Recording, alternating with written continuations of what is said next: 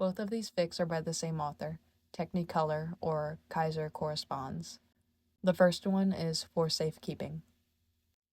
Dazai, what the fuck? The suture needle froze inches from his skin, the razor-sharp edge of it gleaming under the harsh medbay lights and the tip of it quivering faintly as if a breeze had suddenly picked up indoors. Dazai blinked heavily.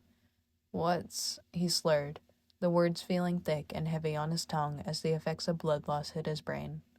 What is it? You have compartments carved into your fucking ribs, Yosano hissed. What about them? There was a dead silence. The soft whirring of the agency's cheap fan and the hum of the background clatter from the bullpen abruptly feeling worlds away from the bubble of tension. What about it? Yosano repeated flatly.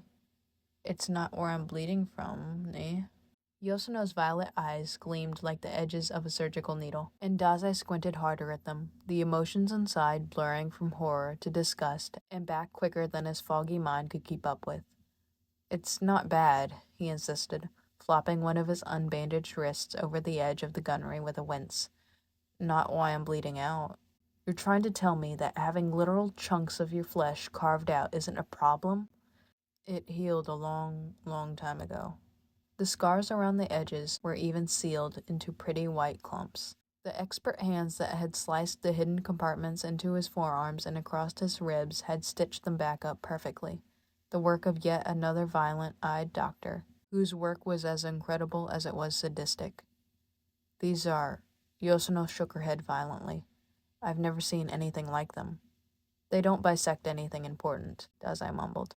All of the nerves were spared and any crucial veins were repositioned out of the way, or cauterized. This was on purpose. Dazai nodded hazily. Someone turned you into a human lockbox. The bandages, they keep everything secure and safe. Yosano grimaced, her face scrunching up into some approximation of horror and sudden realization as she hesitantly placed a finger on one of the perfect rectangles. He did this, didn't he? I was his most trusted advisor. Dazai nodded again, his head swimming in a mixture of past memories and the blood still leaking from the dozens of wounds from a failed mission.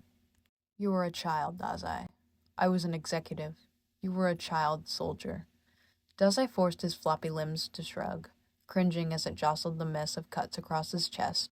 The shards of glass from a broken window were still embedded in his flesh, and they ached as they remained stuck where no shrapnel should be. Yosano took a slow, deliberate breath. I'm going to stitch you up now, all right? We can talk about this when you're not halfway to the gates of hell and bleeding out on my nice pair of sheets. Dazai grinned messily at her. You sound like him, he slurred. All business all the time. The hand holding the needle abruptly flinched.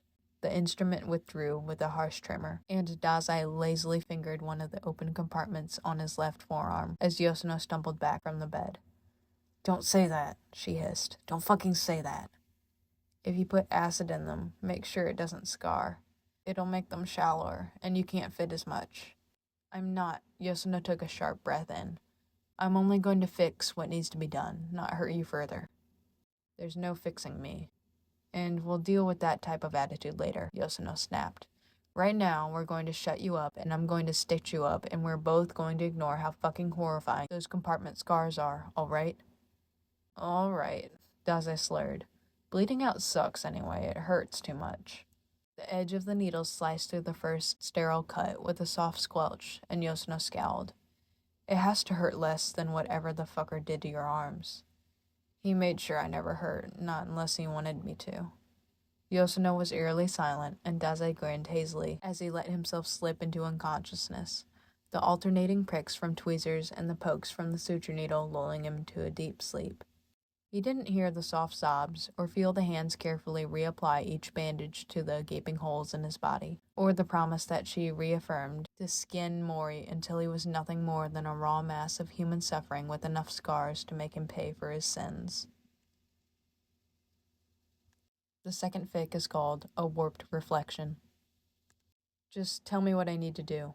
The words were like knives, their edges sharp and tinged with a bloodthirsty gleam that Fukuzawa felt the instinctive urge to cringe away from. He didn't know whether the urge stemmed from his own distaste or the unnecessary bloodshed, one he had cultivated over years of practice and peace.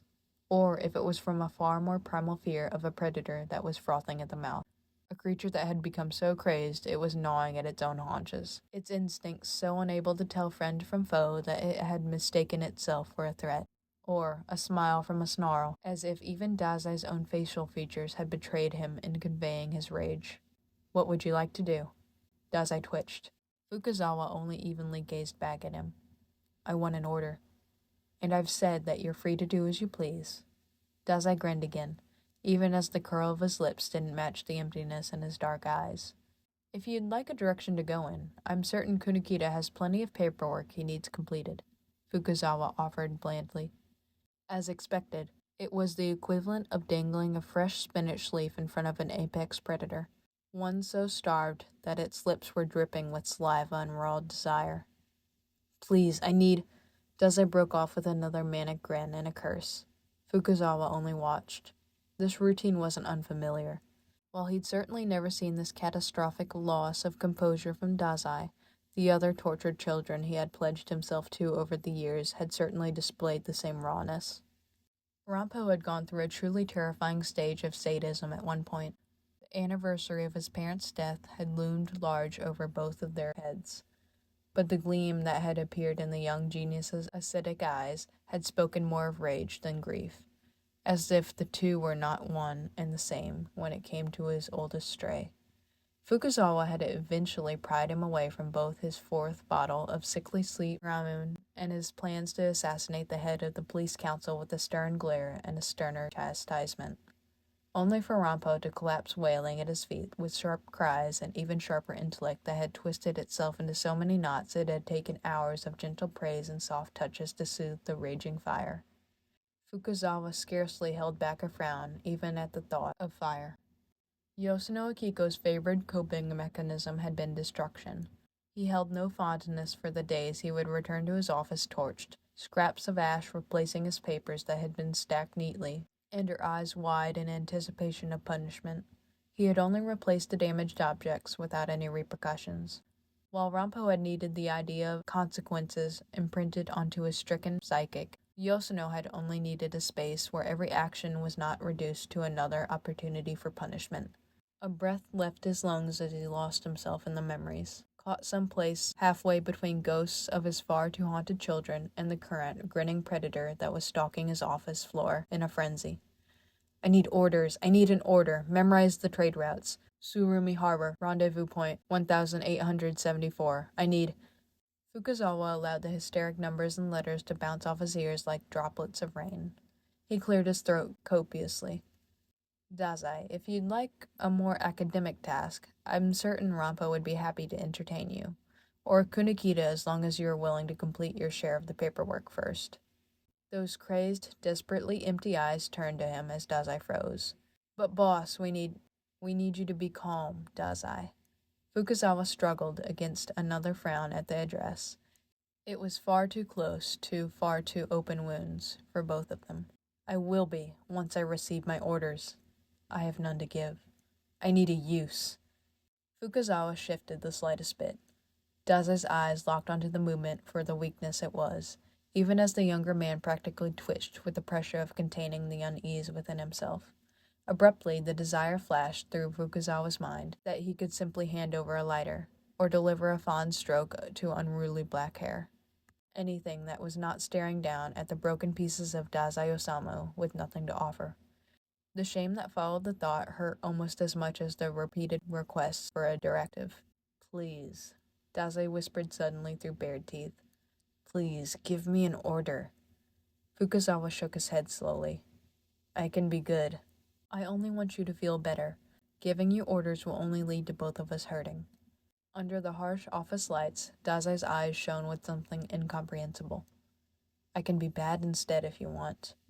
"I don't want anything, Dazai."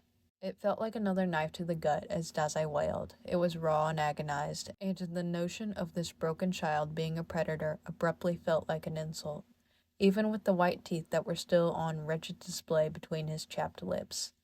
"Am I not good enough? Why won't you use me?" Fukuzawa only shook his head stiffly again. "Dazai," he said as firmly as he could fathom, "I only want to keep you safe. This is not a place where I request anything from my subordinates beyond what is in their job description. Another snarl masquerading as a smile. The clash of emotions was like a whiplash. It would be a true miracle if no one walked away injured from this exchange. Absently, Fukuzawa wondered about the abrupt change in personality. Dazai had never shown any inclination to outbursts. Rather, he hid himself under a thick layer of charades until the child underneath was practically smothered in falsehoods and masks and words stapled onto his scarred skin. Why hire me if you don't want anything? I hire employees to solve cases, not dictate their personal lives. Dazai scoffed. You don't need ability users just for a few suburban crimes. I find it both more efficient and more effective. The gleam in those amber irises looked so akin to a predator. The broken pieces underneath felt almost like the outliers. Fukuzawa exhaled. Dazai, may I request something of you? A strand of greasy hair fell over one hungry eye as the young man's head bobbed over in an overeager nod. Can you tell me what orders you would give yourself? Dazai's face went blank so abruptly Fukuzawa feared that he'd fallen unconscious while standing. Dazai, he repeated, restraining the worry that was clawing at the insides of his chest. Are you all right? If I knew, why would I ask? Everyone has things they would like to accomplish, even if they are minor or seem frivolous. No one lacks ambitions or desires, Fukuzawa said cautiously. In the sudden silence, the office felt tense. The knife's edge from before had sunk deeply into someone's chest. Whose was still unknown. Dazai's blank eyes spoke of life before that was pouring from under his bandages, and the grin had frozen on his lips. Yet, it was Fukuzawa that felt the edge of the blade that dug just as deeply into his own core. It had never pierced so deeply even in the most dire situations with his other children. I'd like to leave, Dazai intoned flatly. Then you may. It would be far too cruel to ignore his own words, especially as the ferocity drained out of the younger man like it had been bled dry. Fukuzawa only nodded as Dazai stalked towards the door and escaped out of it without even a glance back. At some point, he had made a crucial misstep. Where, he couldn't be certain. What he wouldn't give to notify his business partners that his office had been vandalized again, and the arsonist was already apprehended, safe within his own kitchen, with a mug of tea and a fresh set of medical textbooks. Or to wrench another blade from Rumpo's sugary, sticky fingers until the poison that laid behind the acid green eyes had finally calmed under a warm blanket of affection. With Dazai, he had somehow failed on a far grander scale than ever before, and it brought an ache to his chest. Fukuzawa watched the doorway as if it would hold the answers to Osamu Dazai. The predator, the genius, or the terrified child that he'd glimpsed under the utter cracking of an entire funhouse worth of mirrors. Okay, short, but also these two fics were so angsty, I love angst.